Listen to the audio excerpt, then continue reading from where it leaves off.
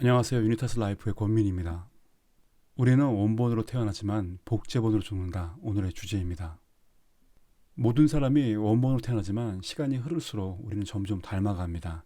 비슷한 꿈을 꾸고 비슷한 집에서 비슷한 직업을 가지고 결국 비슷한 방식으로 늙어갑니다. 이것이 복제본이 되는 우리의 모습입니다. 그리고 인생의 마지막 순간 많은 사람들이 같은 후회를 합니다. 나는 왜 나답지 살지 못했을까? 더 큰 문제는 그들이 마지막까지도 나답게 산다는 것이 무엇인지 모르는 채 삶을 마무리한다는 것이죠. 퇴직과 은퇴를 앞두고 50대가 되어 인생을 돌아보면 우리는 막연한 대상과 경쟁하며 누군가를 부러워하며 그들을 닮아가며 살아왔다는 사실을 깨닫게 됩니다. 그리고 그 과정에서 자신도 모르게 누군가의 복제본이 되었다는 것을 알게 되죠. 자기다움을 모른다는 것은 이미 복제가 되었다는 의미입니다. 최근 복제 인간을 다룬 영화가 있었죠. 하지만 우리가 주목해야 할 것은 생물학적 복제가 아니라 사회적, 심리적 복제입니다. 50대 이후의 삶은 인생의 결정적 순간이라고 말할 수 있습니다. 우리는 여전히 복제본으로 살아갈 것인가 아니면 이제라도 다시 원본으로 살아갈 것인가 이 질문에 반응해야 될 시기입니다. 지금 4개의 알파벳 A의 원본이 있거든요. 여러분이 보시기에 이 4개 중에 어떤 것이 원본 같습니까? 봉준호 감독 영화의 미키 세븐틴은 에드워드 애쉬턴 소설의 미키 세븐을 원작으로 한 작품이죠. 이 영화에서 주인공 미키는 익스펜더블입니다. 소모품처럼 죽음을 반복하는 존재입니다. 그것이 자기의 자비죠. 그는 죽을 때마다 바이오 프린터를 통해서 자신의 기억을 저장하고 새로운 육체로 다시 프린트됩니다. 그러니까 복제된다는 얘기입니다.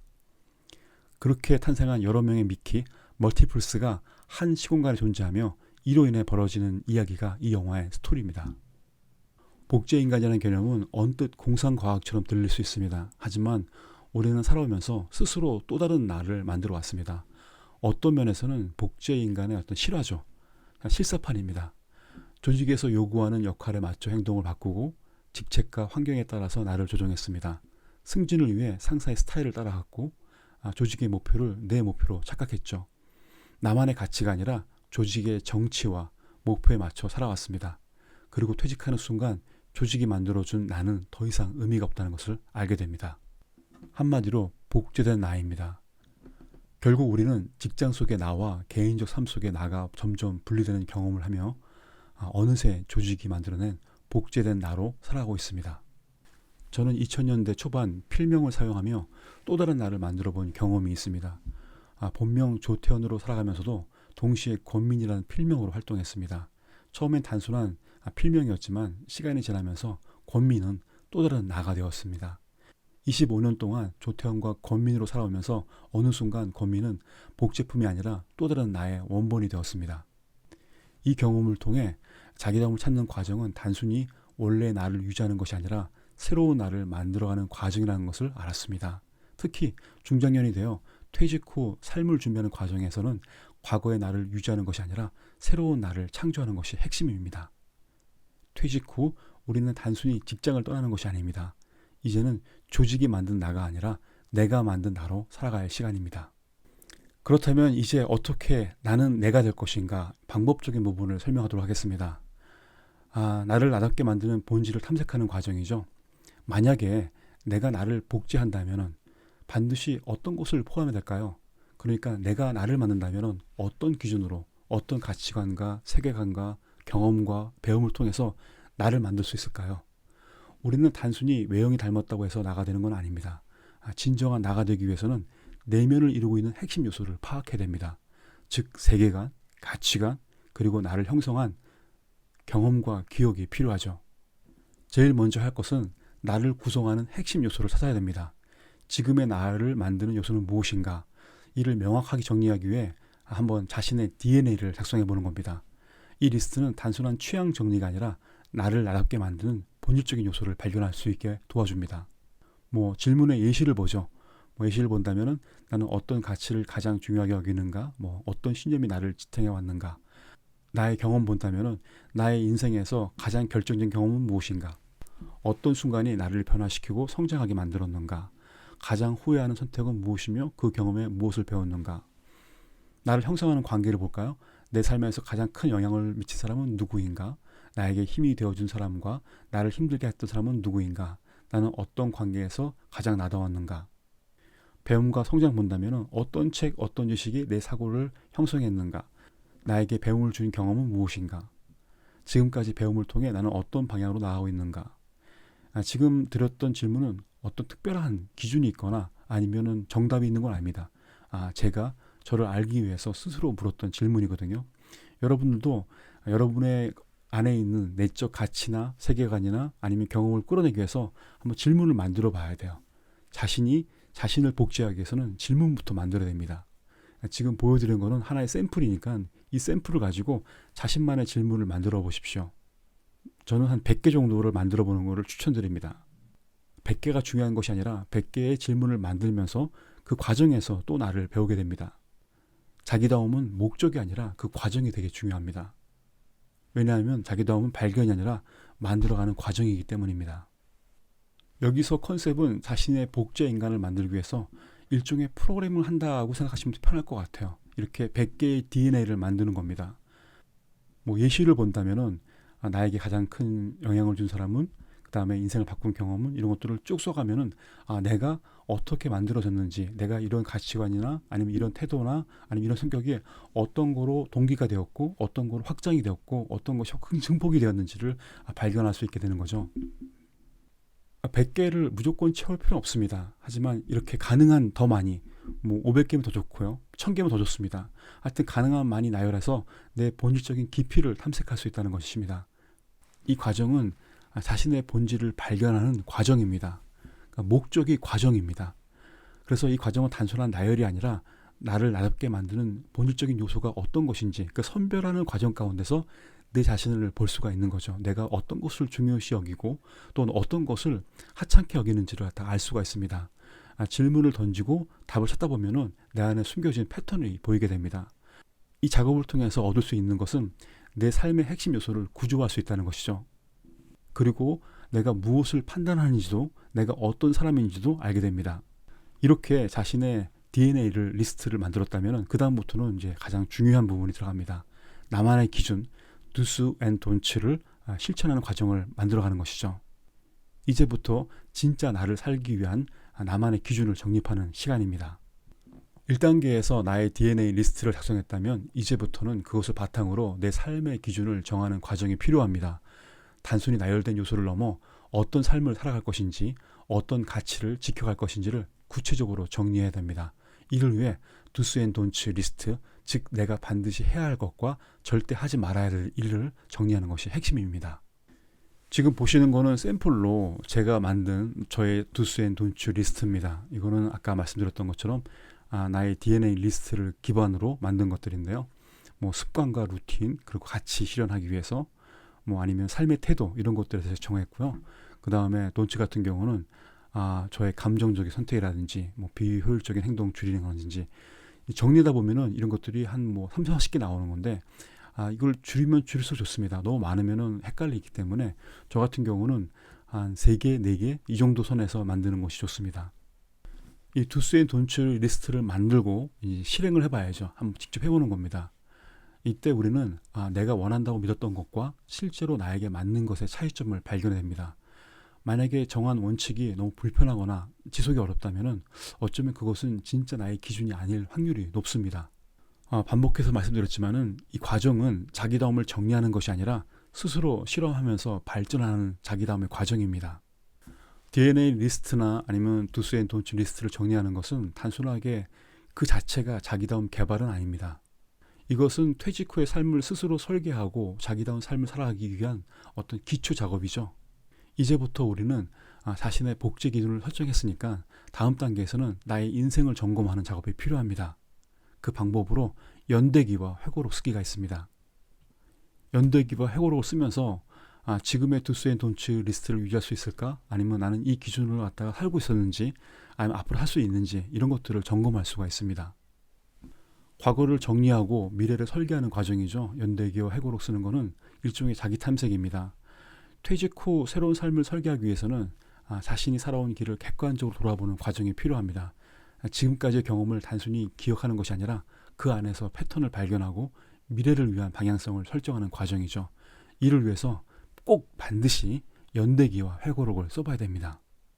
연대기란 말 그대로 크로노스 시간, 그러니까 태어났을 때부터 지금까지 일을 갖다가 연 단위로 한번 써보는 겁니다.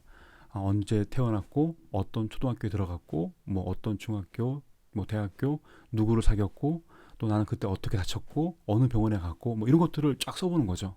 근데 중요한 거는 자기만의 연대기에 쓰는 것이 아니라 그 옆에는 사회, 경제, 정치, 문화, 세계 같은 연대기를 써보는 겁니다. 왜냐하면 서로 영향을 받고 있거든요. 그걸 쓰면서 자신이 어떤 거에 영향을 받았는지, 또 그때 이런 사건을 했을 때 나는 왜 기준으로 판단했는지, 어떤 것이 나한테 큰 영향을 주었는지를 파악하는 게 중요한 겁니다. 연대기를 쓰면은 일단 내가 걸어온 길을 한눈에 파악할 수가 있고요. 또 삶의 중요한 패턴과 전환점을 객관적으로 볼 수가 있습니다. 또 이제 우리가 그 연대기의 그 사건들을 계속 질문하면서 반복된 실수, 또 성공의 요인을 발견할 수 있고요. 또 앞으로의 방향을 설정하는데 중요한 기준을 만들 수 있습니다. 그래서 연대기를 반드시 써야 됩니다.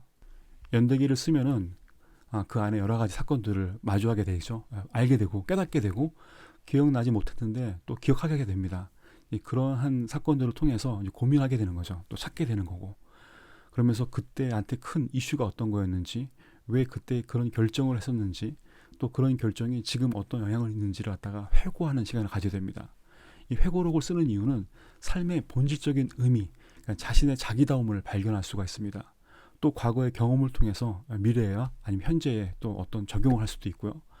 가장 중요한 거는 자신의 정체성을 갖다가 더욱 깊이 이해할 수가 있다는 것입니다. 그래서 연대기와 회고록을 같이 써야 됩니다.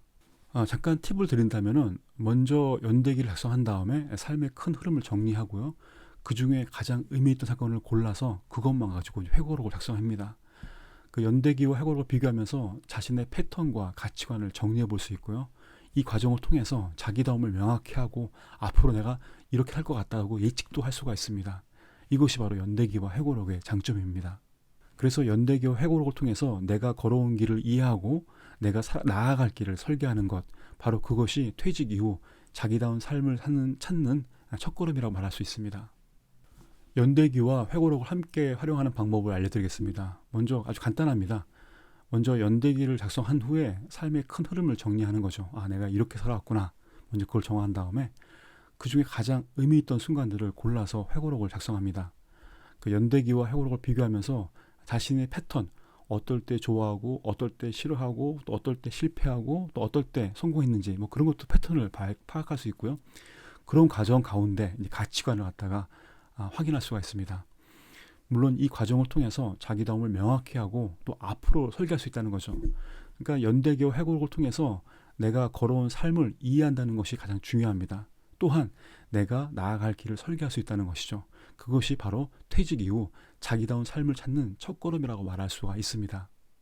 이렇게 DNA 리스트를 만들고 두스 앤 돈츠를 작성하고 연대기와 회고록을 써보는 거는 복제라고 말할 수 있겠지만 사실 복제가 아니라 원본으로 돌아가는 방법입니다. 오리진이 되는 거죠. 퇴직은 단순히 직장을 떠나는 것이 아닙니다. 그것은 조직이 만든 복제된 나에서 벗어나 진정한 나를 찾아가는 과정이죠. 저는 그렇게 생각합니다. 또한 그렇게 방향을 결정하고 살아왔습니다. 우리는 지금까지 조직이 요구하는 방식으로 살아왔습니다. 직책에 맞는 행동을 했고요. 조직의 가치에 맞춰서 생각했고 때로는 우리 자신조차 잊어버리고 살아왔죠. 그러나 퇴직을 준비하면서부터는 더 이상 조직이 만들어진 복제된 나로는 살 수가 없습니다. 내가 선택하고 내가 창조하는 진짜 나로 살아갈 수밖에 없습니다. 이제 복제된 나를 버리고 진짜 나로 살아가는 방식을 배워야 됩니다. 혹시 이 명화 복원 사건 아십니까? 미세리코르디아라는 성당이 있는데 거기서 화가 엘리아스가 그린 그림이었습니다. 근데 이제 이거를 계속 시간이 지나서 그림이 떨어져 나가고 또 색깔이 바래지니까는 할머니 있던 히메네스라는 할머니가 이거를 자기가 이제 복원을 한 거였죠. 그래서 왼쪽이 원래 그림이고 오른쪽이 할머니께서 그리셨던 이 복원된 그림이었습니다. 아주 큰 사건이었죠. 법에 의하면은 할머니는 이제 감옥에 가셔야 될 일이었지만은 오히려 이거로 인해서 관광객이 늘고 또 이 그림에 대한 여러 가지 일들이 이제 스토리가 되어가지고 SNS 통해서 많이 알려져가지고 오히려 지금 해피엔딩으로 끝났다는 지금은 모르겠지만 그 당시에는 한 1, 2년 차를 두고 해피엔딩으로 끝났다는 것이 그 당시 사건이었습니다. 퇴직, 저에게 어떤 50대 중반의 퇴직은 복제본에서 원본으로 돌아가는 단계입니다. 직장을 떠나는 순간 우리는 중요한 선택의 갈림길에 서게 되죠. 이제까지 조직이 만들어준 복제된 나에서 살 것인가, 아니면은 진정한 나로 살 것인가, 이것을 선택해야 됩니다. 퇴직 준비라는 것은 단순하게 새로운 이직을 준비하는 것이 아니라 자신의 진정한 모습을 되찾는 복원 작업입니다. 우리는 오랫동안 조직의 틀 안에서 살아왔죠. 지책에 맞는 행동을 하고 조직의 가치에 맞춰 생각했고, 또 때로는 우리의 본 모습조차 잊으면서 살았습니다. 마치 오래된 그림에 여러 가지 겹겹으로 덧칠한 그런 그림처럼 살아왔습니다. 우리의 진짜 모습은 조직이 만든 여러 층 밑에 페르소나 안에 숨겨져 있습니다. 우리는 퇴직 준비를 하면서 그 덧칠한 층들을 하나씩 벗겨내야 됩니다. 우리가 지금까지 말했던 자신의 복제인간 만들기, 이 작업이 바로 복원 작업입니다. 내 삶에서 가장 중요한 것이 무엇이지? 조직이 사라진 후에도 나를 설명할 수 있는 건 무엇일까? 나는 어떤 흔적을 남기고 싶을까? 계속 이런 질문을 하면서 겹겹이 쌓였던 그런 층들, 그런 페인트 질들을 하나씩 벗겨나가는 것이죠. 조직은 계속해서 새로운 인재를 복제해낼 곳입니다. 그것이 나쁘다는 건 아니죠. 그건 당연한 거고 어떤 기업의 생리니까요. 우리가 떠난 자리는 곧 다른 누군가 그 자리를 채워지게 되는 거죠. 하지만 이제는 우리가 더 이상 대체 가능한 익스펜더블하고 또 여러 명 중에 하나인 멀티플스가 되면 안 됩니다. 지금부터는 유일무이한 존재가 되어야 되고, 스스로 가치를 찾고 또한 새로운 역할을 정립하는 그런 존재가 되어야 됩니다. 그런 존재가 되기 위해서 퇴직 준비와 퇴직을 그런 마인드로, 내가 새롭게 발견된다, 내가 새롭게 만들어진다, 내가 새롭게 창조된다, 내가 새롭게 복원된다라는 마음으로 퇴직 준비를 해야 됩니다. 그런 마인드로 50대 이후의 삶을 살아야 됩니다. 이제는 복제된 나, 조직에서 만든 내가 아니라 내가 만든 나로 살아야 되는 시기가 50대 중반부터입니다. 오래된 작품의 어떤 복원 원칙이 있더라고요. 보니까 최소 개입의 원칙, 가역성의 원칙, 그다음에 가시성의 원칙이 있는데, 유네스코나 아니면 국제문화보존연구센터, 국제박물관 협의회에 의해서 강조하는 세 가지인데, 첫 번째는 최소 개입의 원칙입니다. 복원 작업은 필요한 만큼만 진행한다. 그러니까 과도한 수정이나 재해석은 피한다는 것이 첫 번째 원칙입니다. 두 번째 원칙은 가역성의 원칙입니다. 사용되는 재료와 기법은 나중에 제거하거나 수정할 수 있어야 된다고 하더라고요. 또 복원 기술이 발전하면 새로운 방법으로 다시 수정할 수 있도록 너무 과도하게 수정하면 안 된다는 원칙입니다. 가시성의 원칙은 복원된 부분이 원본과 구별될 수 있어야 한다는 뜻입니다. 완벽히 숨기는 것이 아니라 원작을 해치지 않으면서도 감상자가 자연스럽게 볼 수 있도록 조정한다는 그런 원칙인 것 같아요.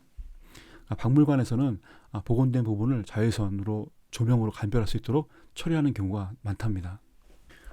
이런 원칙을 가지고 개인에게 대입할 수 있을 것 같습니다. 최소 개입의 원칙은 나만의 고유한 가치를 발견하는 것입니다.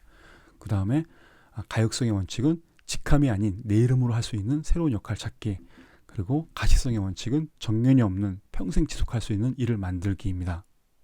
제가 이해하기 쉽게 명화의 복원 원칙과 개인의 자기다운 복원 원칙을 비교하기 위해서 만들었는데, 정답은 아닙니다. 또 이렇게 한다는 것은 이해를 돕기 위한 것이지 이렇게 하라는 것은 아니고요. 중요한 거는 우리가 자기다움에 대해서는 복원한다는 마음이 필요합니다. 복원한다는 뜻은 조직에서 아니면 사건에 의해서 또 자신의 어떤 가치관과 또 남의 기준에 의해서 자기 밑에 있는, 자기 안에 깊이 있는 자기다움을 어떻게 끊을 것인가, 그런 작업에 집중해야 된다는 것이죠. 복원 작업의 핵심은 그 때를 벗기는 거 아니겠습니까? 그 다음에 그 오염된 물감을 버리는 거, 때 벗기는 것처럼 우리가 오늘 같이 나누었던 그 DNA 리스트와 두스인 돈츠와 회고록과 연대기 작성을 통해 갖고 그런 모든 것을 벗겨내는 작업이 필요합니다. 이런 작업이 어렵긴 어렵습니다. 왜냐하면 한 번도 해보지 않았고, 또 그것이 시간이 많이 걸리고, 또 자기와 계속 대면하고 또 자기한테 이야기를 하고 질문하는 거기 때문에 쉽지 않은 것 같아요. 하지만 이 과정을 거치지 않으면 여전히 50대도 복제된 나, 그러니까 누군가의 나, 누군가 비슷한 나, 또 어쩌면 내가 아닌 나로 살아갈 수밖에 없습니다. 퇴직을 준비하는 50대, 퇴직한 50대에게 가장 필요한 거는 바로 자기답게 사는 거, 자기답게 판단하는 거, 또한 자기답게 행동하는 거. 그래야만 우리가 다른 사람의 눈치를 보지 않고 다른 사람의 기준에 의해서 흔들리지 않습니다. 자신을 굳건히 지키는 것은 자기 자신밖에 없습니다. 오늘은 여기까지 하겠습니다. 감사합니다.